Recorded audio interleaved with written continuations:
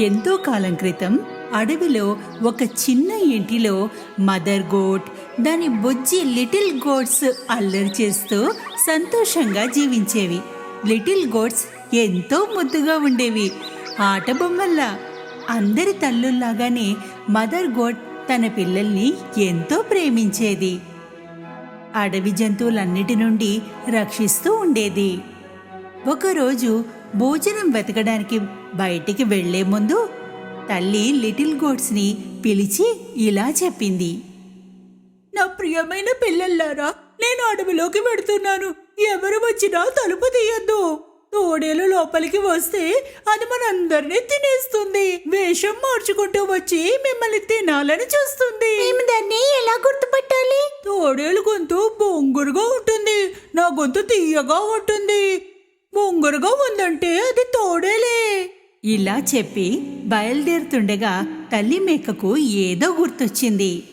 ఇంకో మాట, తోడేలు కాళ్ళు నల్లగా ఉంటాయి, నా కాళ్ళు తెల్లగా. కాళ్ళని చూసి కూడా గుర్తుపట్టండి. కంగారు పడకమ్మా, మేం జాగ్రత్తగా ఉంటాం. మేం పెద్దయిపోయామమ్మా. తల్లి మేక తన పిల్లలందరినీ ఒక్కొక్కరిగా ముద్దు పెట్టుకుంది. అడవి వైపు నడిచింది. తోడేలు ఇదంతా చూస్తోంది. తల్లి మేక వెళ్ళగానే కొద్దిసేపు ఆగింది. ఆ తర్వాత వాళ్ళ ఇంటి వద్దకు వచ్చి తలుపు తట్టింది.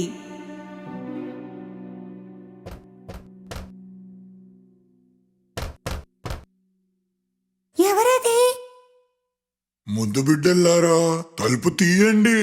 ఇదిగో మీ అమ్మ మీకోసం భోజనం తయారు చేసి తీసుకొచ్చింది. అయితే లిటిల్ గోట్స్ తోడేలు బొంగురు గొంతుని గుర్తుపట్టాయి. తలుపు లోపల నుండే చెప్పాయి, నువ్వు మా అమ్మవి కాదు. అమ్మ గొంతు ఎంతో తీయగా ప్రేమగా ఉంటుంది. నువ్వు మమ్మల్ని మోసం చేయలేవు తోడేలు. తోడేలుకు చాలా కోపం వచ్చింది, ఎందుకంటే లిటిల్ గోట్స్ ని తినలేకపోయింది. అప్పుడు ఒక చాక్ పీస్ ని తినేసింది. అప్పుడు దాని గొంతు కాస్త తీయగా మారింది. వెనక్కి వాళ్ళ ఇంటికి వెళ్ళింది. తలుపు తట్టింది. ఈసారి తోడేలు తన తీయటి గొంతుతో మాట్లాడింది. ముద్దు బిడ్డల్లారా, నేను మీ అమ్మని. మీ అందరి కోసం భోజనం తీసుకొచ్చాను. తలుపు తీయండి. ఈసారి ఈ తీయటి గొంతు విని లిటిల్ గోట్స్ కి ఆ గొంతు వాళ్ళ అమ్మలాగానే ఉందనిపించింది. తలుపు తొయ్యబోతుండగా వాళ్ళల్లో ఒకరు అరిచారు, ముందు తలుపు కింద నుండి కాళ్ళని చూద్దాం. వాళ్ళు చూసినప్పుడు తోడేలు నల్లని కాళ్ళు కనిపించాయి. అవన్నీ అరిచాయి, మేం తలుపు తీయము. అమ్మ కాళ్ళు నల్లగా ఉండవు, ఆమె కాళ్ళు తెల్లగా ఉంటాయి. నువ్వు తోడేలివి. తన కోపాన్ని మింగుతూ తోడేలు అక్కడి నుండి బయలుదేరింది. ఇప్పుడు అది బేకరీకి వెళ్ళింది. బేకరీ వాడు తోడేలను చూసి ఆశ్చర్యపోయాడు. నేనిప్పుడు శాకాహారినైపోయాను. పేస్ట్రీ మాత్రమే తింటాను. కొంచెం పిండిస్తారా నాకు? తోడేలు బేకరీ నుండి పిండిని తీసుకుని బయలుదేరింది. ఇంటి దగ్గర పిండిని తన కాళ్లపైన వేసుకుంది. ఇప్పుడు దాని కాళ్ళు తెల్లగా ఉన్నాయి. మూడోసారి తోడేలు తెలివిగా తలుపు తట్టింది. ముద్దు బిడ్డల్లారా, తలుపు తీయండి. నేను మీ అమ్మని కదా. మీ అందరి కోసం భోజనం తీసుకొచ్చాను. కాళ్ళని చూపించు, తెలుస్తుంది అమ్మవా కాదా అన్నది. తోడేలు పిండిని పోసిన కాళ్ళని చూపించింది. లిటిల్ గోట్స్ తెల్లటి కాళ్ళని చూసి అవి అనుకున్నాయి తల్లి వచ్చింది అని. తలుపు తీసేశారు. ఇంకేముంది, వాళ్ళ ఎదురుగా తోడేలుంది. లిటిల్ గోట్స్ భయపడ్డాయి, కంగారు పడ్డాయి, అరవసాగాయి.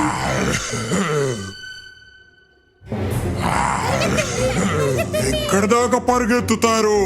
నేను మిమ్మల్ని పట్టుకుని తీరుతా. ఒక పిల్ల టేబుల్ కింద దాక్కుంది, రెండోది మంచం పైన, మూడవది చిమ్నీ లోపల, నాలుగవది కిచెన్ లో దాక్కుంది, ఐదవది అలమార్లో దాక్కుంది, ఆరవది పరదా వెనకాల, ఏడవది గడియారం లోపల. అయితే తోడేలు చాలా తెలివైంది. అందరినీ ఒక్కొక్కరుగా పట్టేసుకుంది. ఆగు, ఇక్కడ రా. నేను మిమ్మల్ని వదిలిపెట్టను. ఆగు. కేవలం గడియారంలో దాక్కున్న దాన్ని మాత్రమే పట్టుకోలేకపోయింది. దాని కడుపు నిండిపోయింది. అందుకే అది ఆలోచించలేదు, అక్కడి నుండి వెళ్ళిపోయింది. అక్కడ పెద్ద మైదానం ఉంది. అడవిలో తోడేలు ఒక చెట్టు కింద గురక పెట్టి నిద్రపోయింది.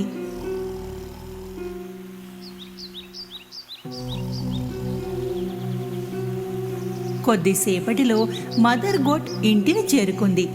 తలుపు తెరిచి ఉండడం చూసి తెలుసుకుంది ఏదో జరిగిందని. ఆమె అరవసాగింది.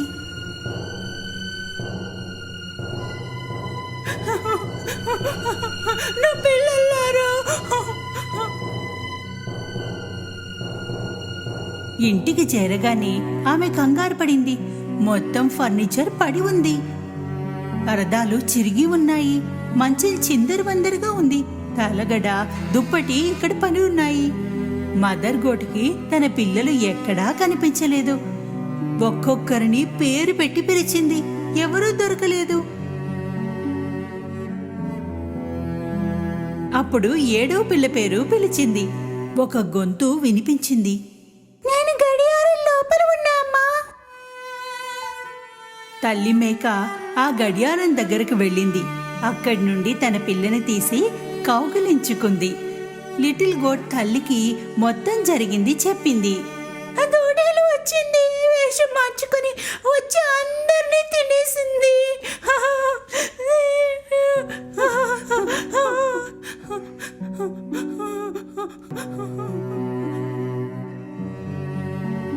తల్లి మేకకు చాలా బాధగా అనిపించింది. చాలా ఏడ్చింది. తన పిల్లల్ని తలుచుకుంటూ ఉన్న ఒక్క పిల్లతో కలిసి బయటికి వచ్చింది. అప్పుడే ఆమెకు నిద్రపోతున్న తోడేలు కనిపించింది. ఎంత గట్టిగా గురక పెడుతోందంటే చెట్టు ఆకులు కూడా కదులుతున్నాయి. తల్లి మేక తోడేల్ని కాసేపు చూసింది. దాని కడుపులో ఏవో కదులుతున్నట్టుగా అనిపించింది. అయ్యో భగవంతుడా, నా పిల్లలు తోడేలు కడుపులో జీవించి ఉన్నారు. అది ఒక ప్లాన్ వేసింది. ఇంట్లో నుండి ఒక సూది, దారం, కత్తెర తీసుకురా. లిటిల్ గోట్ ఇంటికి వెళ్ళసాగింది. తల్లి మేక 6 పెద్ద రాళ్ళని సేకరించింది. కొద్దిసేపటిలో చిన్ని మేక సూది, దారం, కత్తెరని తెచ్చింది. తల్లి మేక తోడేలు పొట్టని కోసింది. పైన ఉన్న ఒక పిల్ల కనిపించింది. ఒక్కొక్కటిగా అందరూ కనిపించారు. అందరూ క్షేమంగా ఉన్నారు. తల్లి మేక సంతోషించింది. మేకలన్నీ తల్లిని హగ్ చేసుకున్నాయి.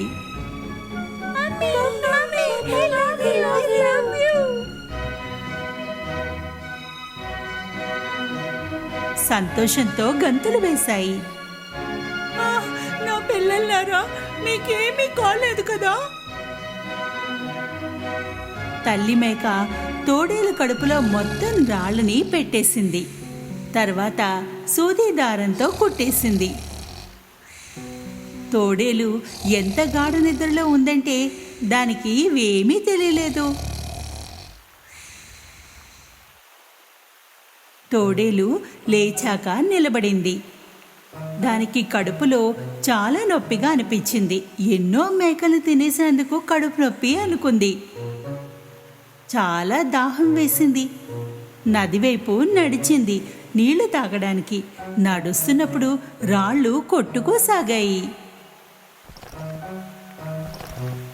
కడుపేదో బరువుగా నిండుగా అనిపిస్తుంది. ఏదో రాళ్ళు తిన్నట్లుంది కదా నాకు. నీళ్లు తాగడానికి వంగింది. రాళ్ల బరువు వల్ల అది నదిలో పడిపోయింది. ఓ, రక్షించండి, రక్షించండి నన్ను, నేను మునిగిపోతున్నాను. ఆ, ఆ, అయ్యో! చాలా అరిచింది, కానీ ఎవరూ రాలేదు. రాళ్ల బరువు దాన్ని నీళ్ళ లోపలికి లాక్కెళ్ళింది. తల్లి మేక, లిటిల్ గోట్స్ దీన్ని చూసి నది వైపుకి వెళ్ళాయి. తోడేలు మునిగిపోయింది, తోడేలు మునిగిపోయింది.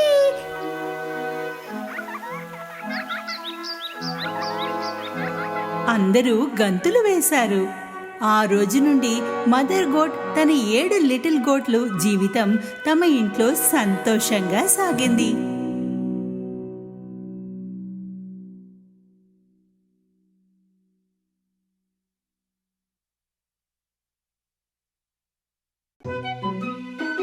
కొన్నాళ్ల క్రితం 3 పిగ్లెట్స్ వాళ్ళ అమ్మతో కలిసి ఒక చిన్న ఇంట్లో ఉంటుండేవారు.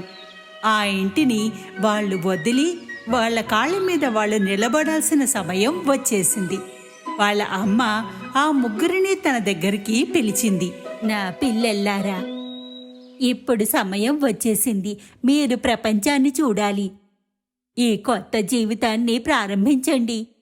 మరచిపోవద్దు, మీరు ఏది కావాలన్నా చెయ్యండి. పూర్తి మనసు పెట్టి చెయ్యండి. జీవించడానికి ఇదే సులువైన పద్ధతి. కొంత ఉదాసీనంగా, కొంత ఉత్సాహంగా వాళ్ళ అమ్మని కలిసి 3 పిగ్లెట్స్ బయలుదేరారు. కొంత దూరం వెళ్ళాక వాళ్ళకి ఒక స్థలం కనిపించింది. అక్కడ వాళ్ళు తమ ఇంటిని కట్టుకోవచ్చు.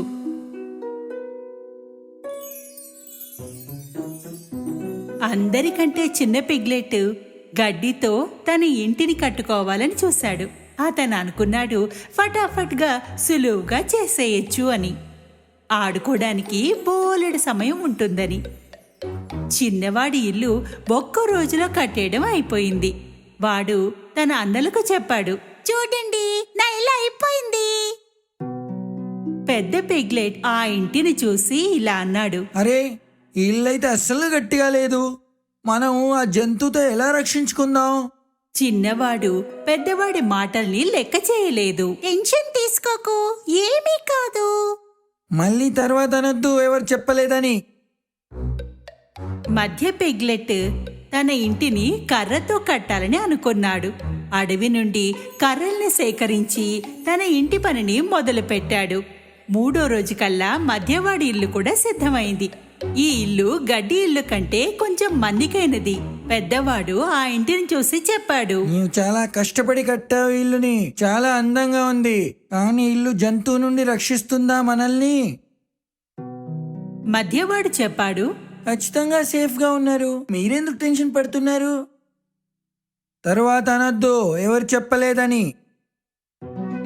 చిన్నవాడు మధ్యవాడు తమ తమ ఇళ్లలో మజా చేస్తూ ఉంటుండగా పెద్దవాడు తన ఇంటిని కట్టడంలో బిజీగా ఉన్నాడు.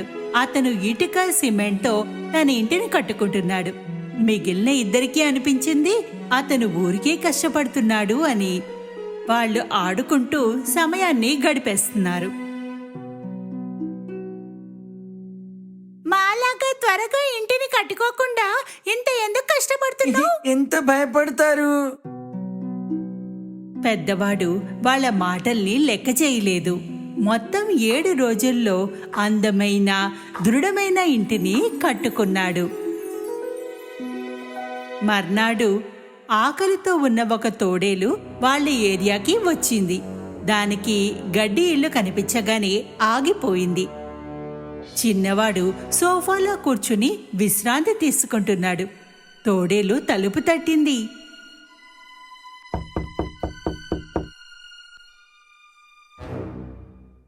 తలుపు తీ, నేను లోపలికొస్తా. నీవు తీయకపోతే 2-3 సార్లు ఊది మీ ఇల్లుని కూలగొట్టేస్తా. నువ్వేమీ చేయలేవు. నా ఇల్లు మన్నికగలది. తోడేలు గట్టిగా నోటితో గాలిని ఊదింది. ఇల్లు కూలిపోయింది. కానీ చిన్నవాడు ఎలాగో అలాగా పారిపోయాడు. పరిగెడుతూ మధ్యవాడి ఇంటికి చేరుకున్నాడు. వాడి ఇంటి తలుపు తట్టగానే మధ్యవాడు తలుపు తెరిచి చూశాడు. చిన్నవాడు లోపలికొచ్చి దాక్కున్నాడు. త్వరగా తలుపు మూసి, తోడేలు వచ్చేస్తుంది. భయపడకు, వాడి ఇంట్లోకి రాలేడు. ఈలోగా తోడేలు అక్కడికి చేరుకుంది. తలుపు తీయ్, నేను లోపలికి వస్తా. నీవు తలుపు తీయకుండా ఉంటే 2-3 సార్లు ఊది మీ ఇల్లుని కూల్పేస్తా. నీవేం చేయలేవు. తోడేలు గట్టిగా నోటితో గాలిని ఊదింది. ఇల్లు మళ్ళీ కూలిపోయింది. ఎలాగోలా ఇద్దరూ కలిసి అక్కడి నుండి పెద్దవాడి ఇంటిని చేరుకున్నారు. పెద్దోడా, జంతువు వెంట పడింది, ఏం చేద్దాం?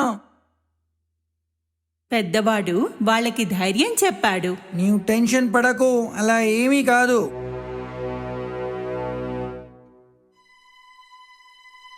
కొద్దిసేపటిలో ఆకలితో ఉన్న తోడేలు ఇక్కడికి కూడా వచ్చింది. తలుపు తీ, నేను లోపలికి వస్తా. నీవు తీయకపోతే నేను 2 సార్లు ఊదినా మీ ఇల్లు కూలిపోద్ది. ప్రయత్నం కూడా చెయ్యకు, నీవు మమ్మల్ని ఏం చెయ్యలేవు. తోడేలు కోపంతో నోటితో గాలిని గట్టిగా ఊదింది. అయితే ఇల్లు కదల్లేదు. ఏ మాత్రం కదల్లేదు. ఒక్క ఇటుకని కూడా కదపలేకపోయాడు. అలసిపోయి ఓడిపోయి వాడి ఇంకో విధానం ఆలోచించాడు. ఇంటి పైన ఒక చిమ్నీ ఉంది. దాని పైకి ఎక్కసాగాడు. దాన్ని ఎక్కడం చూసి లోపలికి రాకుండా ఆపడానికి ఫైర్ ప్లేస్లో మంటని వెలిగించాడు. దానిపైన ఒక నీటి కుండని పెట్టేశాడు. తోడేలు చిమ్నీ పైకి చేరుకుంది. కిందకి వెళ్ళసాగింది. తిన్నగా మరుగుతున్న నీటిలో పడిపోయింది.